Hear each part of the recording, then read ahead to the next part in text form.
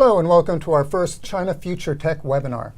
I'm SCMP Plus Director Jacques van Wersch, and today I'll be moderating a discussion about China's car makers in general and electric vehicle makers in particular. So without further ado, I'd like to introduce today's panel. First up, I'm very pleased to welcome Paul Gong, who's sitting beside me. He's UBS Head of China Autos Research. We also have SCMP Technology Editor Zhou Xin in the studio. Zhou Xin recently added China Future Tech to his list of responsibilities, and together we oversee that section, which in addition to EVs covers AI, semiconductors, aerospace, robotics, and biomedicine. Joining from Shanghai, we have Daniel Ren. He's our bureau chief in Shanghai, and he's in charge of the car beat as well. He recently wrote in the inaugural China Future Tech briefing on EVs, and this discussion will expand on some of those themes in that report, as well as look at a much broader array of questions around EVs. So thank you all for taking part. I'm going to start by asking questions of our panelists, and a little bit later we'll try to answer some of the questions submitted by readers. So let's begin with Paul. Can you provide us with a brief overview of how China's car sector has developed over the past couple of decades, from being largely reliant on joint ventures to being the focus of the most vibrant EV design and manufacturing in the world? Yeah, sure. Maybe let me share some personal experience. When I was a child in Chongqing, southwestern China, most of the vehicles on the roads were actually trucks. Those were like Jiefang, Dongfeng. Those looks more like, say, the Russian trucks during the World War II. And I became a sales analyst about 15 years ago. And when I took over the auto coverage more than a decade ago, that was also the year of snake. And at the beginning, our daily job is more like, okay, Japanese are losing market share in China. German cars were gaining market share in China.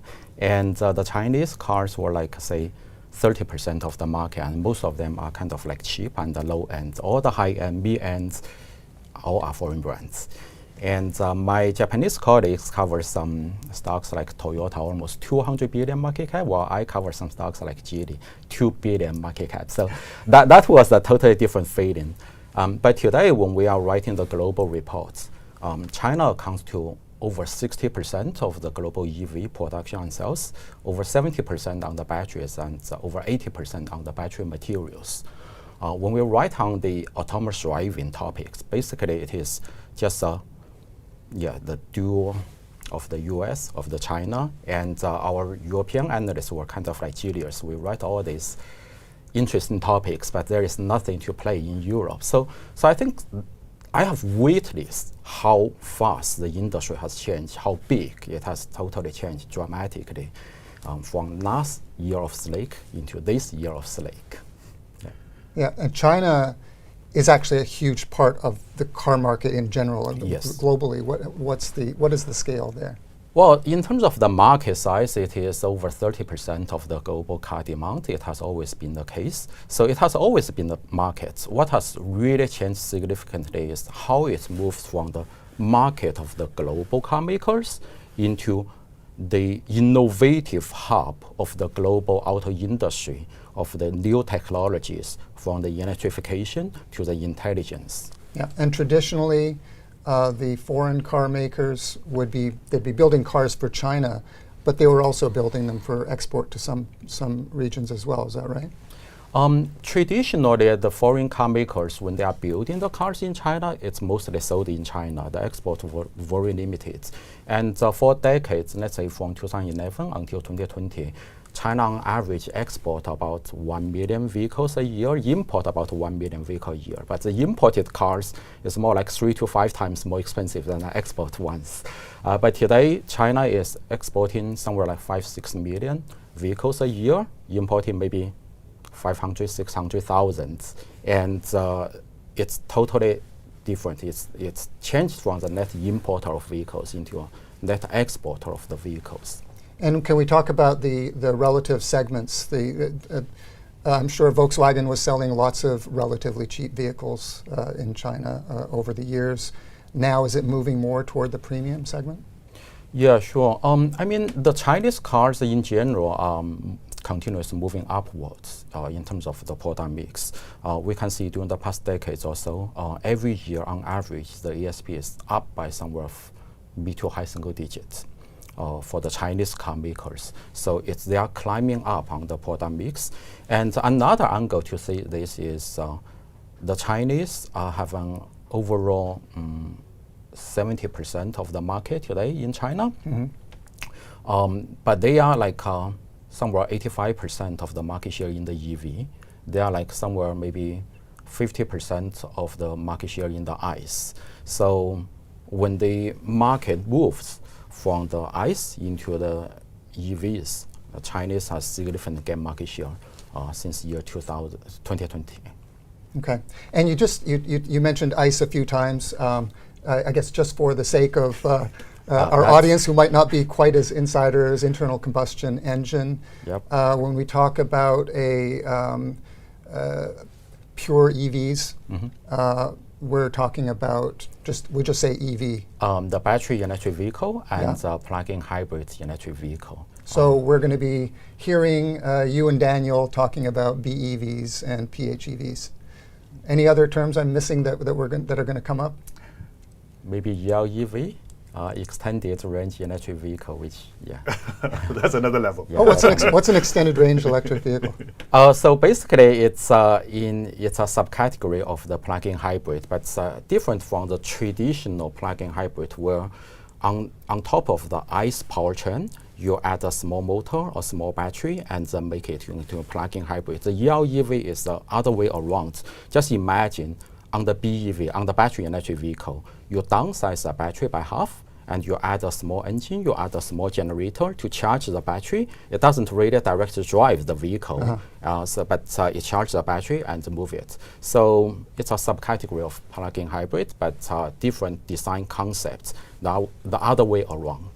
And for the consumers who are watching, when we talk about range, what kind of range are we looking at from BEV to PHEV to the LREV? Oh, wow. You mean driving range? Yeah, like how far could you drive the car? Nowadays, the BEV could typically drive 400, 500 kilometers in reality. And the plug-in hybrids, the traditional plug-in hybrid, you might drive somewhere like 50 kilometers, basically on the electricity. And of course, the rest of it, you drive it with a gasoline, that's fine. For the ELEV, however, the electric range could be over 100 kilometers in reality. So that shows how the different design concept to build the vehicle could affect the electric driving range. So when I'm driving from Beijing to Chongqing in my plug-in hybrid, how many times am I going to have to stop and recharge? Wow. The electricity plus the gasoline adding up together, you could easily drive 1,000 kilometers because most of this is going to be on a highway anyway. So, So maybe twice or three times,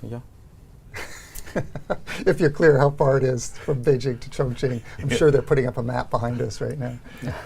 Daniel, can you just take us through the 5 of the biggest, most important, let's just say, car companies in China right now? Be they ICE, primarily making internal combustion engine cars, or hybrids, or pure EVs, and just tell us why you're mentioning each one of those 5, because there are a lot more than 5 in the entire environment.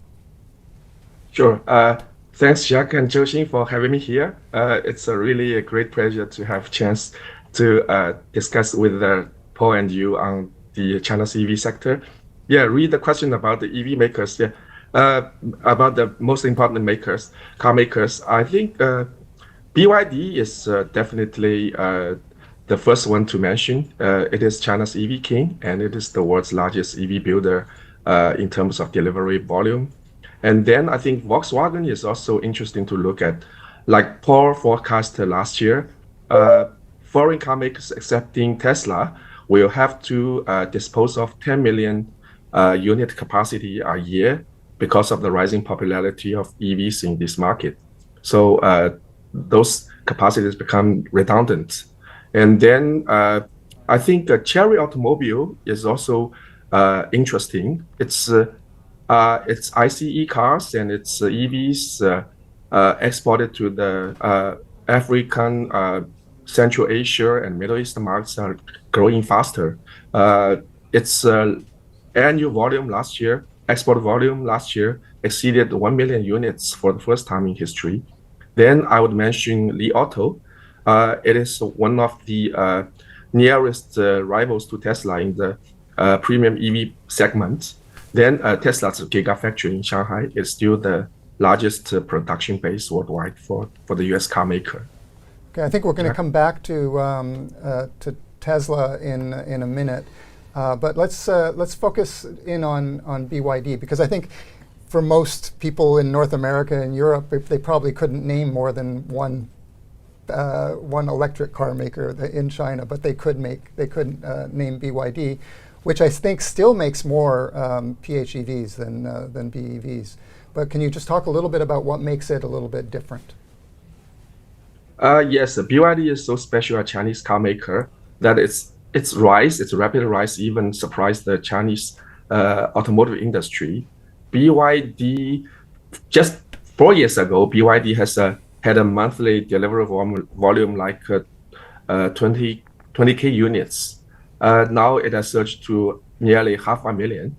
So it has already impressed Chinese car makers as a car assembler of high quality products, and which can be offered at very good prices. But in the overseas markets, I think it still has a long way to go. BYD has a entire supply chain from battery packs to car seats. It's great control of the supply chain gives it great control of costs, profit margin, and delivery. It can ensure its speedy production and delivery. And BYD, I think one thing to mention is the recent sorry saga in Brazil, where local authorities found slavery-like conditions at a construction site for BYD factory. I think it has to do more to burnish its reputation. Yeah, that's something where it's. I think it's just the beginnings of that particular saga, and we won't say much more around it here. But that sort of goes to show that when you're building up a market, you have to really consider your the reputation, especially when we're talking about exports. Paul, just let's our last little foray into foreign car makers before we really focus on the EVs. What's their future in China? Daniel was just saying that you would forecast that not forecast, but you had said that they need to get rid of at least 10 million production, or half of their current production capacity in China. What can they do in China? Is there still a place for them? Yeah, I mean, two high-level numbers from 2014 until 2023 during this decade. On average, the foreign car makers have been making, on average, $20 billion net profit a year in China. And right now, this profit pool is collapsing fast. And that leaves 10 million of the potential cut in terms of the ICE capacity in China. So $20 billion profit pool and 10 billion capacity cut. I think China, for the global car makers, the role has changed, has been continuous changed. At the very beginning, it was the potential market, then it becomes the largest market, then it becomes a very efficient manufacturing base. And then nowadays, in recent years, it becomes more like gymnasium for many of them. They believe, okay, the competition in China could train you more, make you fitter for the rest of the world. But increasingly, I will argue, China could be the R&D center for the global car makers. You have the latest technologies from the EV supply chain, from the battery types, to the software, to the autonomous driving, to the LiDAR. You can get everything. So I think for the global car makers, instead of continuously putting the global products to make profit in China, they should more take the input from China for their rest of the world markets. Okay. Well, we'll see. We'll see whether. Hopefully, we'll get you back here in a couple of years, and we can talk more about how that's turning out for them, because it's a really rapid progression. Yes. Yeah. All right. So for Zhou Xin, there are two words that really have been. I'm going to talk about one of them right now, which is overcapacity. That's really been associated with China's EV industry from the West. Yeah. Can you just talk a little bit about this term, overcapacity, and how it's been used, and how it particularly applies in the context of China and EVs? Yeah, thanks, Jacques. I totally agree with Paul. I mean, I'm also witnessing the rapid rise of China's total auto industry over the last 20 years. I also start from my personal story. When I graduated in 2001, the year China joined the WTO, I have a friend who studied at Tsinghua University, the top school in China, studying auto. And among the 40 graduates, only 2 joined the auto industry. The rest deserted just to find something else for postgraduate. Because at that time, the theory was that China's local auto industry would be wiped out completely. 10 years later, there will be no so-called local car on Chinese roads. Paul mentioned Geely. When Geely first started to make cars, it almost a laughing stock. So when Li Shufu was saying, I have no kind of like mystery feeling about cars, it's just a sofa on 4 wheels. And then, of course, people laughed at saying the biggest innovation of the Geely car is inside the karaoke system, because everything else was just basically copied from others. But fast forward to 2024, I think the whole picture completely changed. And of course, you mentioned overcapacity, and overcapacity is a relative term, right? It's terms of demand.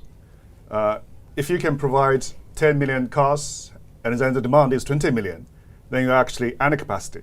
And this is for individual companies, this is exactly the situation for Xiaomi, because they're already saying we can produce every single vehicle by 76 seconds, but it's not enough, because the demand is much higher than that. And last year they met the milestone of 110,000, and this year, by the end of this year, they're going to triple that. And so you can see like the capacity, they're trying very, very hard to expand their capacity.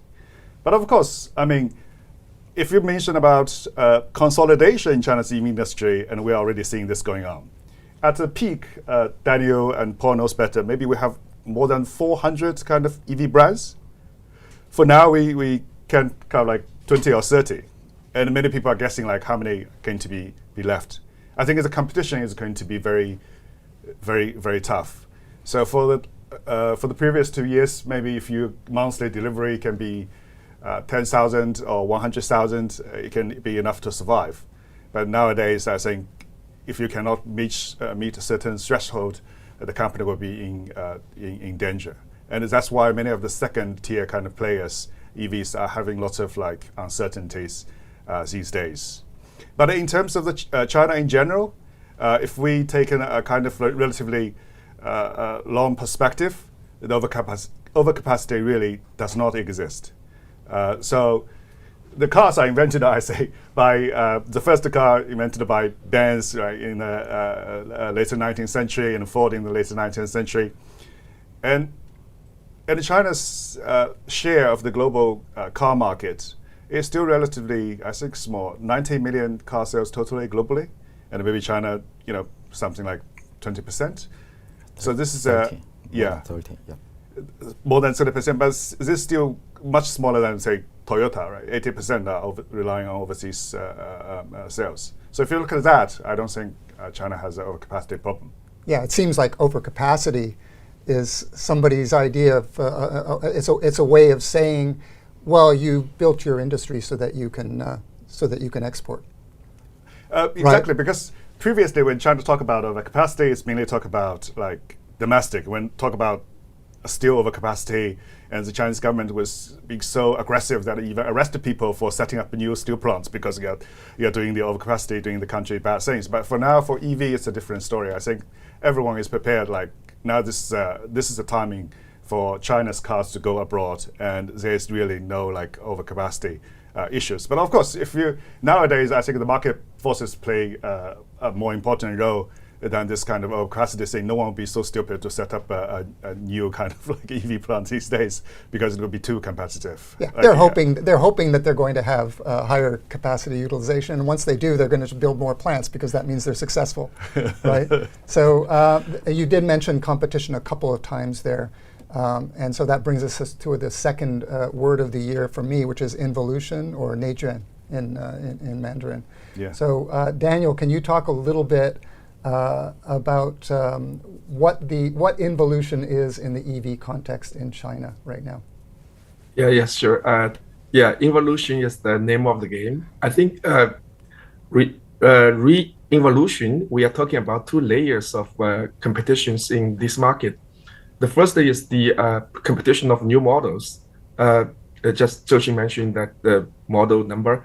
I checked, actually, Chinese car makers, Chinese homegrown car makers, they launch about 50 brand new models of EVs, BEVs, or PHEVs every year. So they launch the model at the lower prices to compete against each other. I think that would be a threat to Tesla's Model 3 and Model Y offered in China. Then we are talking about the price competition. The price competition is also the concern for overseas automotive industry and overseas customers, because this suspect of dumping into the foreign markets. I can use the numbers to tell the story about the price competition in China's home market. According to the CPCA data, the China Passenger Car Association, a record 225 models, which comprise both EV and gasoline-powered cars, had price cuts last year, compared with the 148 models in 2023.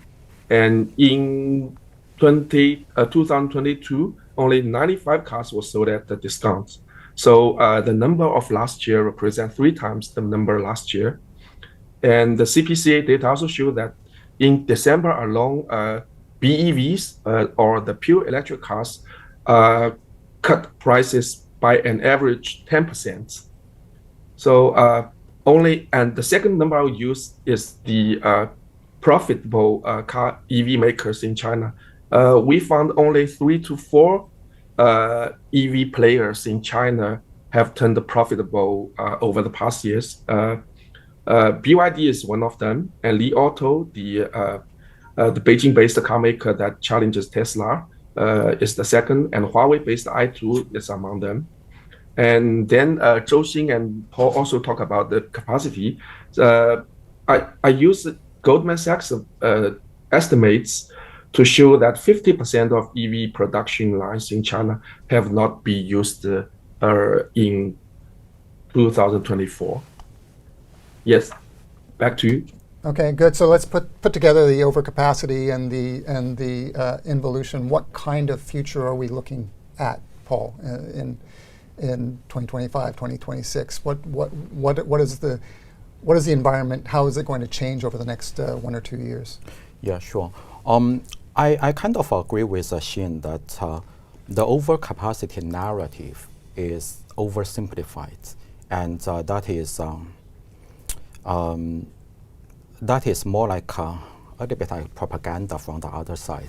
The reality we are seeing today is the fast shifting towards the EV has created the ICE overcapacity in China, while among the individual EV makers, we can see the utilization of the Chinese brand has been continuously improving during the past few years instead of declining, while it is foreign JVs, their utilization rate has been declining sharply.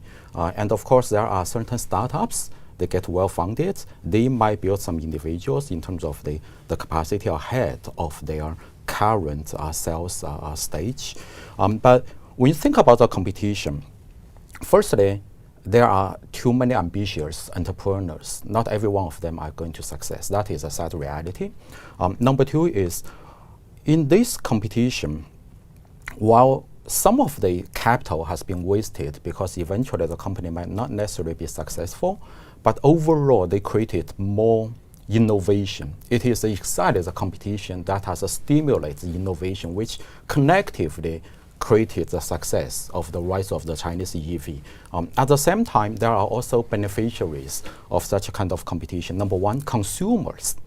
The Chinese consumers today are the luckiest one, the most fortunate one among the world. They have the most choice of the car models, not only from Tesla and say the Western brand, but also the many local brands. Even just cross the border here from Hong Kong to Shenzhen, you can see the car buyers in Shenzhen are so much luckier than the car buyers in Hong Kong.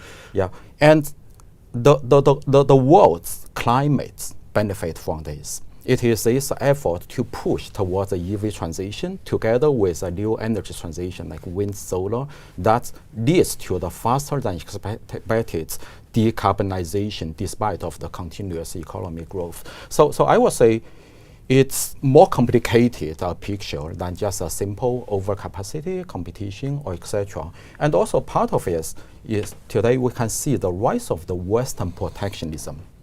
The rise of the Western protectionism. If the world is flat, then it is not really the Chinese overcapacity, but perhaps the US overcapacity, even though they have smaller capacity than us, but their capacities are less competitive than our capacity, so it's not the case. But unfortunately, today the world is no longer flat. And that creates certain barrier for Chinese products to flow outside. But I think over the longer term, the technology is still diffuse, and Chinese companies would also set up plants in overseas markets, and eventually to bring the global citizens with the latest products at affordable price, which, from this perspective, is a great achievement in my view. I'm going to ask more later about the potential for export markets, but if you're just thinking about that car buyer in Shenzhen who can go with one of the leading players, can go with it's pretty certain, it feels pretty certain that BYD and Li Auto aren't going anywhere for a little while. But if they go for one of those smaller players, one of the dozen or so companies that have gone out of business over the past couple of years, does it feel a little bit like a bet if you're going for a less well-known car maker that might be going out of business in the next year? Yes, but in terms of the probability theory, still the majority of the car buyers still bought the major brands and the larger ones. So there would definitely be someone who has bought some niche products that the company no longer exists after a few years. But his cars becomes a kind of like collection. Yeah, if you think from that angle, that is kind of like limited version in history. So I would like to add a few points. I agree with Paul, because I think the very competitive China EV market is a deliberate design that to make some of the winner to shine. I mean, BYD when it's created by Wang Chuanfu in Shenzhen in 1995, it started as a battery maker. And basically, Wang Chuanfu said, why I decided to go to battery, because I read from the newspaper that Japan, for environmental reasons, will not produce certain mobile phone use batteries. So this is a chance for China. So he gradually, built this battery business, and then starting to move up the value chain to start make EVs. So it's hugely competitive. Imagining a market like 100 over 200 players, and you have to win the market. You're already seeing all the price wars, all the brutal things. So when you are ready to go to the global market, of course, when for BYD launched a $10,000 Seagull, of course, everyone will be wowed to see this kind of a product. But behind it, it's already been go through several rounds of tough competition, and in the process, many local brands have already eaten the bust. Or even for China Evergrande, they tried to do the EV, but never actually took off. Never realized. So it's too oversimplifying, saying China as a unified body is doing all these kind of things. it's a very vibrant and a competitive marketplace in the first place. That's why we're seeing like China's EV being so powerful today. Kind of it's strange to say this about one of the most spectacularly successful companies in the world, Tesla, but it seems like it's on the opposite side of the spectrum of this vibrant and innovative the grouping of companies in China. It's still it makes 2 models in the Gigafactory in Shanghai. No sign of them making any different, but they're selling an awful lot of them. Daniel, why don't you talk to us a bit about how important that Gigafactory is in Shanghai to Tesla, and also what kind of a difference has it made, like for its supply chain system, et cetera, within China, and for it to be there as a competitor to all these upstarts in China? What has that meant to China? Yeah, I think Tesla's Giga Shanghai, the Giga 3 factory in Shanghai, is still very important to Tesla. Just based on the numbers for last year, it still accounted for more than half of its global production sales. It's like somewhere near 900,000 units a year. And in China, it sells about 2/3 of its produced Model 3 and Model Y vehicles in Shanghai. It's 660,000 units a year. So I think it will still be the leader in the premium segment in China, and no one is approaching it. No one in China is approaching Tesla for now. But I think we need to look at whether Tesla wants to expand its production in Shanghai. 2 years ago, it did have a plan to build a second assembly near the Gigafactory in Shanghai, likely to double its capacity to 2 million units. But the plan was still on hold. I think given Tesla also have options in other markets like India, it won't make a very quick decision about expansion. Regarding the supply chain, I think Tesla's supply chain in China is already quite localized. And yeah, I think it will still tap the Shanghai production to, make more cars for its Chinese and overseas markets in the near term. Mm-hmm. And on that supply chain thing, did it make a difference to China? Did it help to kind of turbocharge the sector in China, or is it mainly just a Tesla thing because they would only be developed within Tesla and then only sell to Tesla? Yeah, definitely I would say China's supply chain and China market has significantly helped Tesla in its critical moment at that moment. I still remember once they started production in Shanghai, they brought down the cost by more than 30% compared to producing in the US. And that has significantly enhanced the competitiveness of Tesla in terms of the supply chain resilience and cost competitiveness. Today, I think the Tesla versus Chinese car makers, they have chosen different priorities. For Tesla, obviously, the key priority is to do innovation in the AI side, in the kind of more frontier technologies, instead of simply expanding its capacity, while majority of the Chinese car makers, other than, say, developing the AI and autonomous driving, still is focusing on putting new models, kind of like more attractive models in the markets and trying to expand the market share. So it's a little bit like, say, a lot of the industry in the world, the US companies brought it from 0 to 1, but it is the Asian companies significantly expand its scale and bring it to the global consumers at affordable price. So that is a kind of like different priorities of the two camps, which collectively, I would say, benefits the global consumers and global climate change. Okay. Elon Musk said a few months ago, in the future EV market top 10 was Tesla will be number 1 and followed by 9 Chinese EV brands. And good luck with that. You were there. And then followed by 9 competitors from China. Yeah. And one more thing on Tesla, and Daniel or Paul, you can do a jump ball on who answers this question. But when the EU announced its level of tariff increases, the punitive tariffs on EVs that are made in China, Teslas are made in China, and they got somewhere on the order of, I forget now, 8% additional tariff, compared with SAIC, 35% or something like that. So it escaped the worst of it, but does that still affect its decision on whether to build an expansion of the Gigafactory in Shanghai, or to go to India and just avoid having to essentially pay that extra penalty? Daniel? I don't think I don't think it would affect Tesla's plan in Shanghai. I mean the EU tariffs.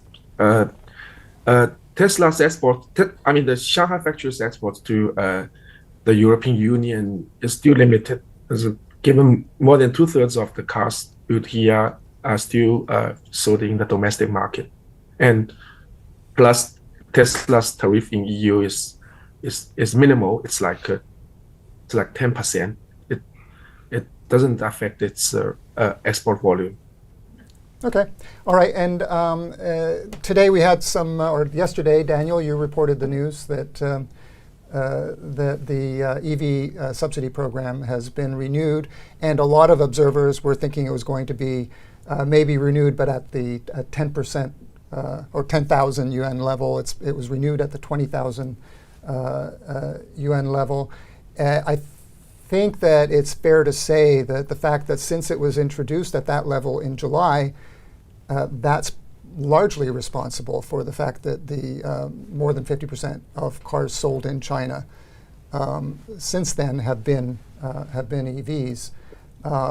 What does this news today say about the 2025, or does it make that much of a difference? Paul? Yeah, I mean, to make it clear, an EV received 20,000, the ICE also received 15,000. So there is just a gap of 5,000. But still, this 5,000 creates some psychological effects among the consumers. They will prefer to change into an EV instead of an ICE. I think it helps in terms of the EV penetration. But the underlying key driver for the EV is you really see a lot of innovations. You really see great products at an increasing affordable price. And the cost deflation might come from, during the past 2 years, there is a commodity down cycle, especially from lithium, that helps. But more important is the efficiency gain in the industry across the supply chain and continuous innovation. And that brought the latest products at a competitive and affordable price, and that captures a more market share compared to the ICE. The subsidy is generous, I would say. That probably shows the government determination to stimulate the economy, and yeah. Any forecast on whether can they sustain this sort of 50% of vehicles sold being EVs over the next year? Yeah, I mean, this is basically a single way of no return. Of course, there is a little bit seasonality. Usually, end of the year tend to have a higher EV penetration than beginning of the year. But every year, we think this is just a single direction of moving towards the electrification. The EV exports was going in one direction, very clear one direction from 2018 to 2023. We saw exponential growth. But in terms of value, it actually fell last year for EVs. There was about something like 7.5% more in terms of units sold, but it's certainly not an exponential increase.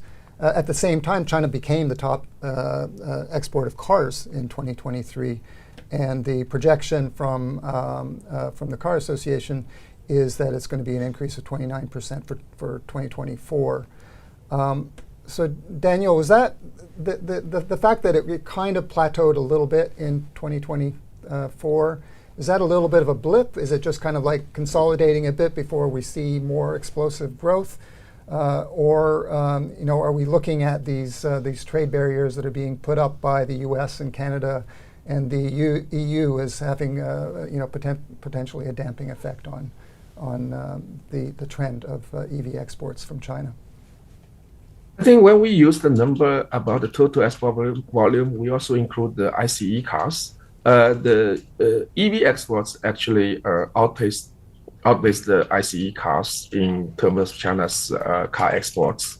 So I think EVs will still continue to grow in the coming years, and given that more car makers like Chery Automobile move into EVs, they probably will sell a larger volume, like 20 to 30% year-on-year growth can be expected in the coming years. And you don't think that you think the trade barriers are basically not much of a factor?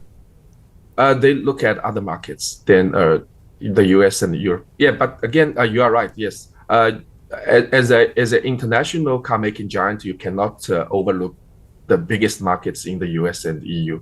But in the near future, I think they are primary targets for the Chinese car makers. All right, we're going to try to get to as many reader questions as we can. I'm not sure if we're going to get down to questions on which markets they might be focusing on. But let's start on the question we just were looking at. It's from someone who's calling himself Anderson, and he says, what do you think of the chances of success for Chinese EV makers in the European market, given the progress so far? And do you think it will be the case that the EU will take some more measures targeted at Chinese EV makers once they reach a critical mass in the EU market? I think let's hold it there. There's also a question here from Anderson on the U.S. market, but I think we'll treat that as a non-starter for now. Paul? Yeah, I think during the past 1 year, you definitely see the additional tariff put on the EU on Chinese EV exports. And the latest update, I think, is close to a deal in terms of the negotiation between Beijing and Brussels by setting up the minimum selling price and in exchange of the tariff deal. If that succeeds, I would say it's a big positive. You set a minimum price that would still prevent Chinese car makers selling enough cars to the EU, but that would create a higher profit per car, which will compensate them in terms of the volume. And at the same time, when you set the minimum price, the car makers would still compete with each other. So instead of competing on the cheaper price, they will compete on the better products. They will put the more content in the vehicle. They will create the vehicle into kind of better fading or etc. And in the long run, that would enhance the Chinese brand image in Europe, consumers' mindset. It's no longer the cheap and crappy stuff. It is actually represents a very decent latest technology. Maybe not that cheap because the minimum price is set, but it's really great stuff. So if that deal gets succeed, I will really celebrate with that, with the champagne. Yeah. Yeah, and this is. Yeah, we've been hearing a lot about this, but they haven't really made any progress. Do you think that there might be some progress on that? Yeah. Okay. All right, we have a question from, and I'm going to mispronounce names. I'll just say that once. This one's from Karan Yugoslav. Do foreign legacy car manufacturers stand any chance with their platforms in China? And I think platform, he's referring to essentially what you used to call a chassis. In China's highly competitive NEV market. And there's another new energy vehicle market. And providing that they all switch to Chinese platforms, a Chinese customer is going to prefer NEVs from Western brands at then competitive prices. And he gives the example of the Deepal L07, which I don't know, and the Mazda EZ6, apparently built on the same platform. Daniel, do you have any view on this? I think he mentioned the Dongfeng's car, right? That might be DEEPAL. No, it's Shenzhen Deepal L07 and Chang'an's, Chang'an's. I think foreign car makers will definitely, like Paul did in his studies last year, foreign car makers will definitely see some of their dominance in the Chinese mainland market, but they will survive in the premium segment. With their ICE cars, they will also lose their global market share to Chinese rivals in the coming years, unless they can catch up with electrification drive. So you utilize, Ford Mazda using the platform, the Chinese platform. That sounds like more of an export play. So they can have relatively cheaper car. Does that sound right, Paul? That sounds, I will put it in this way, that is a combination of the good resource on both sides. If the Chinese know how to build the platform at a high quality and low cost, then we grab it. If the Western consumers are willing to pay a big premium for the Western Mac, they put their Mac on top of that. So combined together, it is underlying maybe more Chinese technology, but on the branding, on the design language, that might be more kind of like still the Western incumbents say, Mazda, many people are willing to pay for that, their design, then yeah, it's a combination of the resources. So our hypothetical buyer in Shenzhen has this additional option, the Mazda EZ6. Does it get this extra shine because it's a Western? I'm not sure about a car buyer in Shenzhen, but a car buyer, let's say in Osaka, yeah, right. I don't know. Yeah. Okay, we have somebody who's named Napoleon Go-Ko, and he's this person is saying, basically talking about the import tariffs and will China be forced to build some assembly plants in the U.S.? I don't know if that's exactly the way I would phrase that question, but can one of you just talk about what are the impediments to one of these Chinese companies building an assembly plant in the U.S. like Toyota and Honda did back in the 80s? Paul, go ahead. Yeah, I mean, it definitely faces a lot of geopolitical barriers, and one administration's policy may not necessarily be carried over by another administration. We have seen the Inflation Reduction Act during the past few years, and right now it is under certain threat of the upcoming Trump administration. Today, I would say, unfortunately, the geopolitical culture is a little bit too toxic to foresee the Chinese car makers building capacity in the U.S. Or that is a little bit sad thing when you consider the benefits of the American consumers as well as the global climate policy outlook. When you are making a decision of the setup of plants, that is really a long-term decision. You need a stable pricing policy environment, which unfortunately today we don't really have. Instead of like putting capacity in the US, I would say some other countries, let's say the global emerging market from ASEAN to Latin America, this remains to be kind of easier. Even in Europe, I would say the geopolitics is less severe, less toxic than say with the US. Mm-hmm. And the next question from Guillermo M. is, can Chinese EV makers expand their operations in Mexico to get access to American and even European markets? Mexico has been the go-to place so far, but is that still a viable option? Especially when you're talking about Trump saying that he's going to slap on additional 25% tariff to stop that very sort of thing. Daniel? Let me put it simple. I think they have the plan to build assemblies in Mexico, but the plants in Mexico are only built cars for Mexico and other markets except the U.S. There's no way that they would target. They'll shoot at the U.S. market for now. Yeah. Okay. Good. Now we have an opposite point of view to what both Zhou Xin and Paul expressed. I think I'll probably go to Daniel for this question, which I'll read in full. To me, it seems pretty clear that the issue of overcapacity in the entire EV supply chain is real and not simply a political issue raised by the US and European governments. How do you see this being resolved? How much of the EV supply chain as well as EV manufacturers are unprofitable and have no immediate prospects of being able to turn around? Tough question for you, Daniel. You go first, Zhou Xin. Okay. Because it's overcapacity issue, as I said, for individual companies, this is not really a broader question.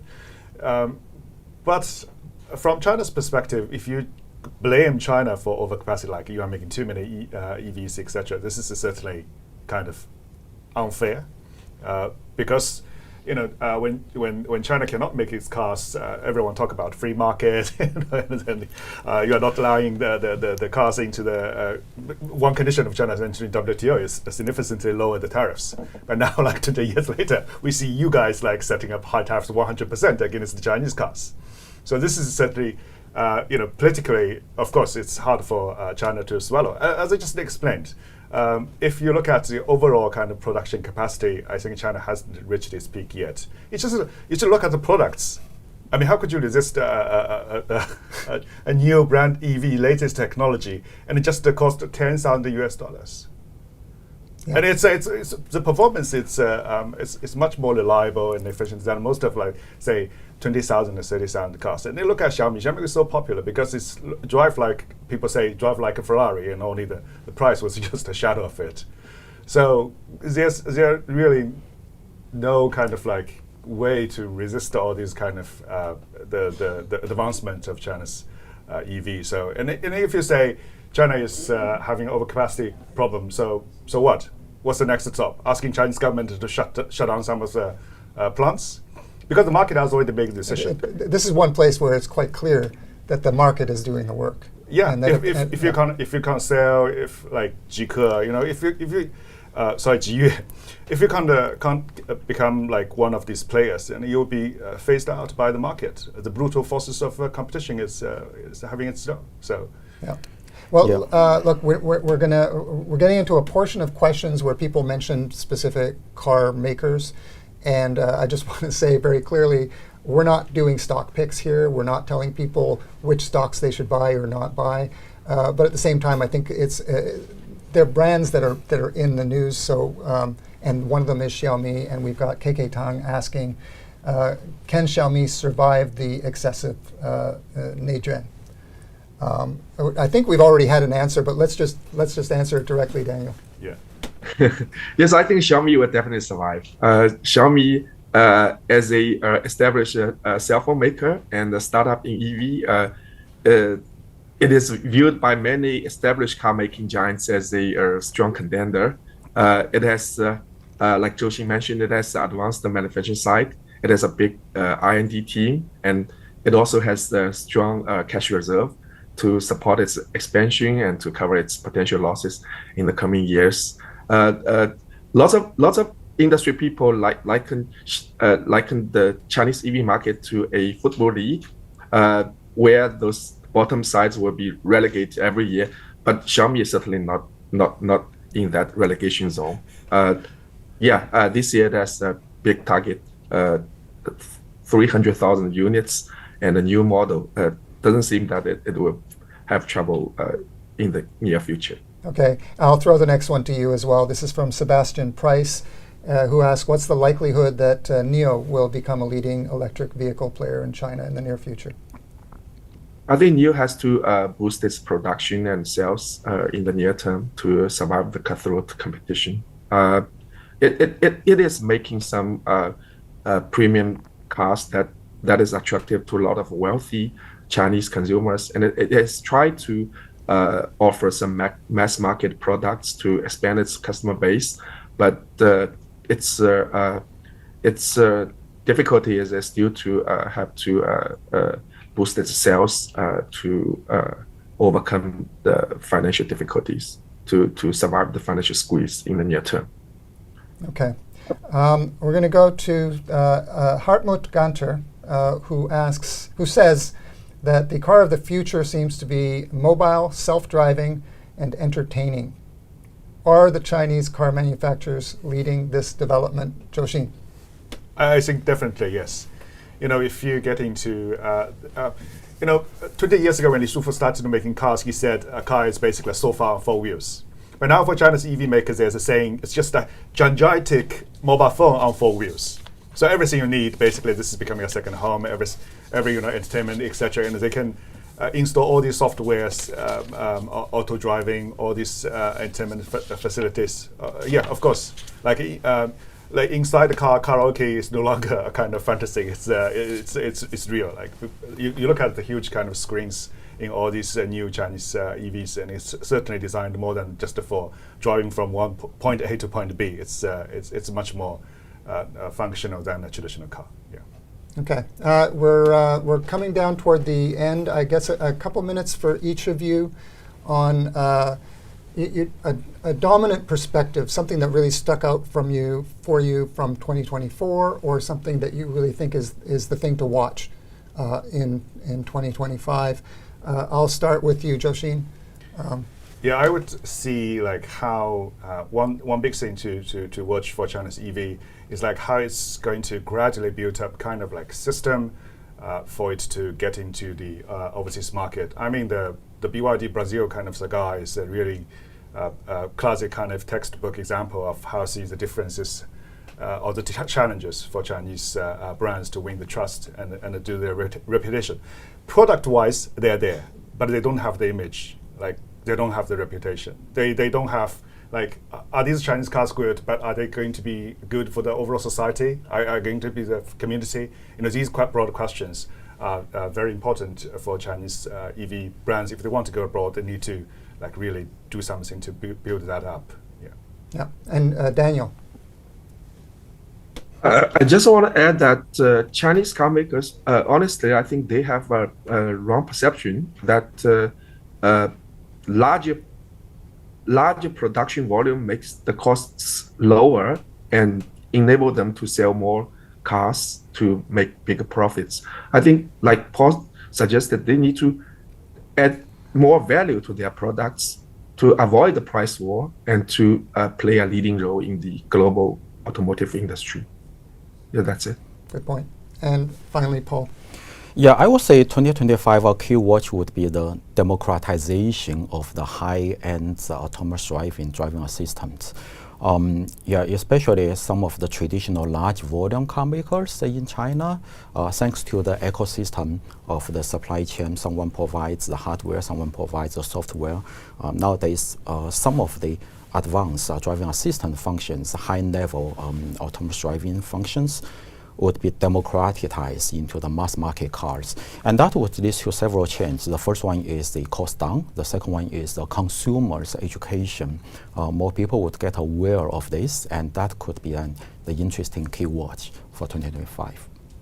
That sounds like automation is, autonomous driving is one thing that I wanted to get to. We didn't get to it today, but that's the topic for another webinar. So that's all the time that we have today. Big thank you to all of our panelists, especially Paul. Thank you very much for coming over to the SCMP studio and sharing your expertise and analysis. Thank you to everyone who joined, including all those who submitted questions. We'll post a summary of the discussion on the scmp.com article page that you're possibly watching this on right now. And if you want to rewatch it, or if you know somebody who couldn't join today, we'll also include a recording on the webinar on the same page. Stay tuned for more webinars in the China Future Tech series.